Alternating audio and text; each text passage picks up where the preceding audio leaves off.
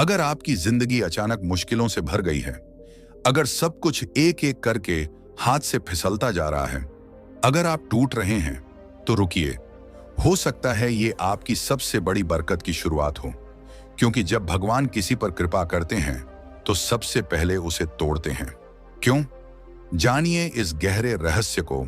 परमहंस योगानंद जी की दिव्य दृष्टि से बहुत बार लोग कहते हैं, मैं तो भला इंसान हूं, किसी का बुरा नहीं किया, फिर भी मेरी जिंदगी में इतनी तकलीफें क्यों आ रही हैं? रोज कुछ ना कुछ उल्टा हो रहा है। कभी रिश्ते बिगड़ जाते हैं, कभी पैसों की दिक्कत आ जाती है, कभी अपनों से धोखा मिलता है, कभी ऐसा लगता है कि जैसे सब कुछ हाथ से निकलता जा रहा है। ऐसे में इंसान परेशान हो जाता है। वो ऊपर देखता है और कहता है, हे भगवान, मैं तेरी भक्ति करता हूं, फिर भी मेरे साथ ऐसा क्यों हो रहा है? अब सुनिए, यही वो समय होता है जब ईश्वर की कृपा आप पर शुरू हो चुकी होती है। जी हां, जब भगवान किसी से प्रेम करते हैं तो सबसे पहले वो उसके जीवन में एक गहरा झटका लाते हैं। ये झटका आपके जीवन की ऊपरी परत को तोड़ता है। वो परत जिसमें आप अपने बारे में गलत धारणाएं बना चुके होते हैं कि आप सब कुछ संभाल सकते हैं, आपके पास ताकत है, पैसा है, पहचान है। पर ईश्वर जानते हैं कि ये सब चीजें एक भ्रम है। एक दिन सब छूट जाने वाला है। तो जब वो कृपा करते हैं तो पहले आपको इन सब से अलग करते हैं। रिश्ते बिगड़ते हैं ताकि आप समझें कि कोई इंसान आपके सुख का स्थायी स्रोत नहीं है। पैसा जाता है ताकि आप जानें कि सुरक्षा केवल बैंक बैलेंस से नहीं मिलती। मान सम्मान चला जाता है ताकि आप देखें कि असली पहचान बाहर की नहीं, भीतर की होती है। ये सब होता है क्योंकि भगवान आपको गहराई से उठाना चाहते हैं, और उसके लिए पहले आपको गहराई से गिराना जरूरी होता है। परमहंसा योगानंद जी कहते हैं, ईश्वर की कृपा फूल की तरह नहीं बल्कि आंधी की तरह आती है। वो सब कुछ बहा ले जाती है जो आपके विकास में बाधा बन रहा है। इसलिए जब जीवन टूटने लगे तो घबराइए मत। समझ जाइए, अब ईश्वर खुद आपके जीवन में उतर आए हैं। कृपा का अगला चरण है टूटना। हाँ, भगवान पहले आपको तोड़ते हैं, न कि आपकी हड्डियां या शरीर, बल्कि आपकी अहम की दीवारें। आपके भीतर जो झूठा मैं बैठा है, जो खुद को सबसे ऊपर समझता है, जो सोचता है कि वो खुद ही सब कुछ कर सकता है, उसे तोड़ना जरूरी होता है। जब तक ये मैं जिंदा है, तब तक ईश्वर आपके भीतर नहीं बस सकते। इसलिए वो आपको ऐसी परिस्थितियों में डालते हैं जहां आपकी एक न चलती हो। आप चाहकर भी कुछ नहीं कर पाते। आपकी कोशिशें विफल हो जाती हैं। आपका आत्मविश्वास हिल जाता है। पर यह सब इसलिए होता है ताकि आप भीतर से आवाज दें, हे प्रभु, अब तू ही संभाल, मैं थक गया हूं। और यही वह क्षण होता है जब आपकी आत्मा पहली बार विनम्र बनती है। अहंकार की जगह समर्पण आ जाता है। परमहंसा योगानंद कहते हैं, जब व्यक्ति पूरी तरह टूट जाता है तभी वो सच्चा साधक बनता है। भगवान आपको इसलिए तोड़ते हैं ताकि आप मजबूत बने, लेकिन भीतर से। आप पहले बाहर की चीजों पर निर्भर थे, अब आप भीतर की शक्ति से जुड़ते हैं। जब आप अकेले होते हैं, जब कोई नहीं बचता साथ देने को, तब आपको पहली बार भगवान की उपस्थिति का एहसास होता है। टूटना, बिखरना, रोना, अकेले रहना, ये सब कृपा की निशानियां हैं। ये सजा नहीं है, बल्कि आत्मिक जागरण की प्रक्रिया है। ईश्वर चाहते हैं कि आप भीतर से इतने मजबूत बने कि फिर कोई दुख, कोई डर आपको हिला न सके। इसलिए वो पहले आपको झुकाते हैं, तोड़ते हैं और फिर उठाते हैं। यही उनकी सबसे बड़ी कृपा होती है। टूटने के बाद जो अगला चरण आता है वह और भी अधिक गहरा और रहस्यमय होता है, अकेलापन। जब भगवान किसी पर कृपा करते हैं तो वे उसे लोगों से अलग कर देते हैं। वो लोग जो कभी बहुत अपने लगते थे, अचानक दूर हो जाते हैं। जिनसे आप दिल की बात करते थे, अब वो आपको समझना बंद कर देते हैं। परिवार, दोस्त, रिश्तेदार सब आपको अलग नजर आने लगते हैं। आप लाख कोशिश करें उनसे जुड़ने की, लेकिन कुछ ना कुछ ऐसा होता है कि दूरी बनती चली जाती है। और तब आप खुद से पूछते हैं, सब लोग मुझसे क्यों दूर हो रहे हैं? इस सवाल का जवाब एक ही है, क्योंकि अब ईश्वर चाहते हैं कि आप सिर्फ उनके साथ जुड़ें। परमहंसा योगानंद जी ने कहा था, जब तुम सबके बीच रहकर भी अकेलापन महसूस करो तो जान लो कि ईश्वर तुम्हें बुला रहे हैं। यह अकेलापन कोई सज्जा नहीं है, यह एकांत साधना का वरदान है। जब तक आपके पास लोग होते हैं, आप उनसे अपेक्षाएं रखते हैं। आप सोचते हैं, यह मेरा सहारा है। लेकिन जब कोई भी साथ न हो, तभी आपकी आत्मा भगवान की ओर पूरी तरह मुड़ती है। ये एक दिव्य तंत्र है जहां दुनिया छूटती है ताकि परमात्मा मिल सके। अब आप किसी से अपनी बात नहीं कह पाते, आपका दर्द कोई नहीं समझता, आपके आंसू सबके लिए ओवर रिएक्शन बन जाते हैं। पर उसी समय भीतर एक हल्की सी आवाज आती है, मैं हूं, तेरे साथ हूं। वही आवाज आपको अंदर तक छू जाती है। आप अकेले कमरे में बैठते हैं, आपकी आंखें भीगी होती हैं, लेकिन इस बार आपको उस अकेलेपन से डर नहीं लगता, क्योंकि अब आप जान चुके हैं कि आप अकेले नहीं हैं। अब आप भगवान से बात करने लगते हैं, रोते हुए कहने लगते हैं, हे प्रभु, तू ही मेरा अपना है। और यही वह क्षण होता है जब कृपा अपने चरम पर पहुंचती है। अब आप बाहर की दुनिया से कटने लगते हैं और भीतर की दुनिया में प्रवेश करने लगते हैं। जब व्यक्ति अकेलेपन को स्वीकार कर लेता है और जब वह ईश्वर से जुड़ने लगता है, तब उसकी भीतर की आंख खुलने लगती है। अब वही जीवन जो पहले दुखद और भारी लगता था, धीरे धीरे अर्थपूर्ण लगने लगता है। अब आप समझने लगते हैं कि जो कुछ भी हुआ, अच्छा या बुरा, वो सिर्फ इसीलिए हुआ ताकि आप जागें। अब आपको एहसास होता है कि आप जिसे दुश्मन समझते थे, वो तो आपकी आत्मा को मजबूत बनाने के लिए भेजा गया था। आप जिसे घटना कहते थे, वो एक दिव्य योजना का हिस्सा थी। आप जिसे अवसाद मानते थे, वो असल में आत्मा का पुनर्जन्म था।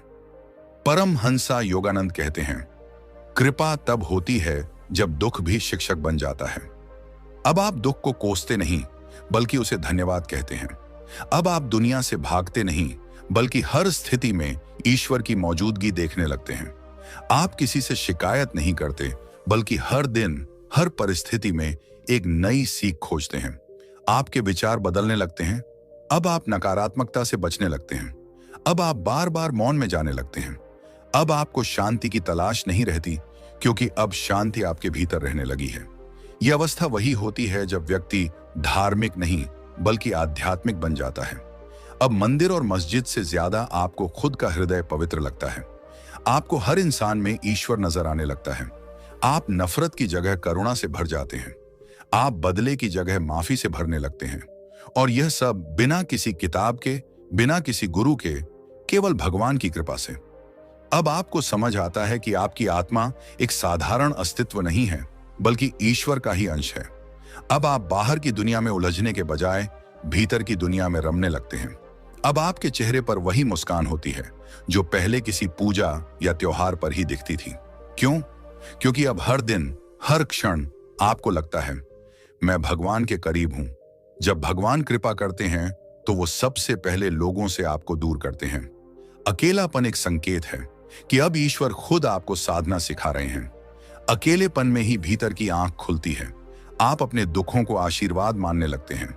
आपके भीतर की चेतना जाग जाती है और आप सच्चे अर्थों में आध्यात्मिक बन जाते हैं। जब व्यक्ति धीरे धीरे अकेलेपन और पीड़ा की आग से गुजर चुका होता है, जब वह सभी सांसारिक आश्रयों से मुक्त हो चुका होता है, जब उसके पास कोई शिकायत नहीं बचती, तब ईश्वर अपने अगले कार्य में लगते हैं, भीतर की सफाई। अब शुरू होती है वो प्रक्रिया जिसमें तुम्हारे भीतर जमा हुआ हर क्रोध, घमंड, ईर्ष्या, लालच, अहंकार सब धीरे धीरे जलने लगता है। शुरुआत में व्यक्ति को लगता है कि उसके भीतर अब सब शांत है, लेकिन जैसे जैसे वो ध्यान करता है, जैसे जैसे वह मौन में उतरता है, उसे खुद के भीतर छुपे अहंकार के टुकड़े दिखाई देने लगते हैं। छोटे छोटे स्वार्थ, अनजानी अपेक्षाएं, भीतर का दर्द, सब एक एक कर सतह पर आने लगता है। इन्हीं को योगानंद जी ने कहा, आत्मिक धुलाई, स्पिरिचुअल क्लेंसिंग। यह वो दौर होता है जब व्यक्ति भीतर ही भीतर टूटने और फिर बनने लगता है। जैसे कोई मूर्तिकार पत्थर को हथौड़े से मारकर एक सुंदर मूर्ति बनाता है, वैसे ही ईश्वर तुम्हारे अहंकार को तोड़कर तुम्हें एक निर्मल आत्मा में परिवर्तित करते हैं। हर दर्द, हर पीड़ा अब साधना बन जाती है। अब तुम किसी से शिकायत नहीं करते, बल्कि हर दुख को प्रभु का प्रसाद समझकर स्वीकार करने लगते हो। तब तुम्हारा मन धीरे धीरे शांत झील की तरह हो जाता है, जिसमें अब ईश्वर का प्रतिबिंब स्पष्ट दिखाई देने लगता है। यही वो पल होता है जब ईश्वर मुस्कुराते हैं और कहते हैं, अब तू तैयार है। जिस आत्मा ने पीड़ा को देखा, अकेलेपन को जिया, भीतर की सफाई को स्वीकार किया, अब वह अंतिम चरण में पहुंचती है, पूर्ण आत्मसमर्पण। अब उसमें कोई दावा नहीं होता, ना ज्ञान का, ना भक्ति का, ना ही ईश्वर पाने का। अब वह बस मौन हो जाती है। अब वह न प्रार्थना करती है, न मांगती है, न ही कुछ बदलना चाहती है। अब वह सिर्फ कहती है, हे प्रभु, जो तू चाहे वही हो। यही सच्चा समर्पण है। जब व्यक्ति यह भी छोड़ देता है कि मुझे ईश्वर को पाना है, तब वह सच में ईश्वर के करीब होता है। योगानंद जी ने कहा था, जब आत्मा का मैं पूरी तरह गल जाता है, तभी ईश्वर उसमें प्रवेश करता है। और जब ये होता है तो न कोई चमत्कार होता है, न कोई स्वर्ग खुलता है, बस भीतर एक गहरी शांति हर पल में बहने लगती है। तब साधक हर परिस्थिति में प्रसन्न रहता है। उसकी आंखों में करुणा होती है, वाणी में प्रेम होता है और जीवन में संतुलन। लोग उसे देखकर कहते हैं, ये व्यक्ति अलग है, इसके भीतर कुछ दिव्यता है। लेकिन वह मुस्कुरा देता है, क्योंकि अब वह जान चुका है, यह मेरा नहीं, यह सब उसी का है। अब उसके भीतर मैं नहीं बचा, केवल वह बचा है। और यही होती है ईश्वर की पूर्ण कृपा। जब वह तुम्हें तुम्हारे स्व से मुक्त करके खुद के स्वरूप से जोड़ देता है, तो अगली बार जब तुम्हारे जीवन में अचानक अकेलापन आए, रिश्ते छूट जाएं, मन टूट जाए, लोग तुम्हें गलत समझें, तो याद रखना, ईश्वर काम कर रहे हैं। वो तुम्हें गिरा नहीं रहे, वो तुम्हें ऊपर उठा रहे हैं। परमहंसा योगानंद कहते हैं, ईश्वर की कृपा सबसे पहले तुम्हारे पुराने स्वरूप को तोड़ती है और फिर तुम्हें अपने स्वरूप में ढालती है। जो इस प्रक्रिया से डर गया वो वहीं रह गया, और जो इस दर्द को प्रेम से स्वीकार कर गया वो प्रभु में विलीन हो गया। तो अब जब भी तुम्हारे जीवन में सब कुछ बिखरता हुआ नजर आए, जब रिश्ते टूटते जाएं, लोग दूर होते जाएं और तुम खुद को अकेला और असहाय महसूस करने लगो, तो घबराना मत, क्योंकि यही संकेत है कि अब ईश्वर तुम्हारे बहुत पास आ गए हैं। वो तुम्हारे जीवन से गैर जरूरी चीजों को हटा रहे हैं। वो तुम्हें दुनिया से अलग करके खुद से जोड़ना चाहते हैं। और अगर तुमने ये समझ लिया तो समझो, तुमने अपने आधे कष्टों को अभी यहीं समाप्त कर दिया। क्योंकि असली शक्ति, असली शांति, असली प्रेम कभी बाहर नहीं था, वो सदा से तुम्हारे भीतर था, बस तुम्हारी आंखें बंद थीं। परमहंस योगानंद जी ने कहा था, जब भगवान तुम्हारे जीवन की सफाई करने लगे तो रोना मत, मुस्कुराओ, क्योंकि अब वो तुम्हें अपने योग्य बना रहे हैं। अब निर्णय तुम्हारे हाथ में है।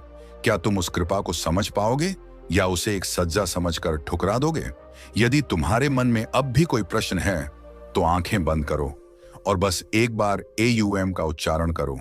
तुम्हें उत्तर भी मिलेगा और ईश्वर भी। अगर इस वीडियो ने आपके दिल को छुआ हो तो इसे जरूर साझा करें, क्योंकि हो सकता है किसी और की रातों की नींद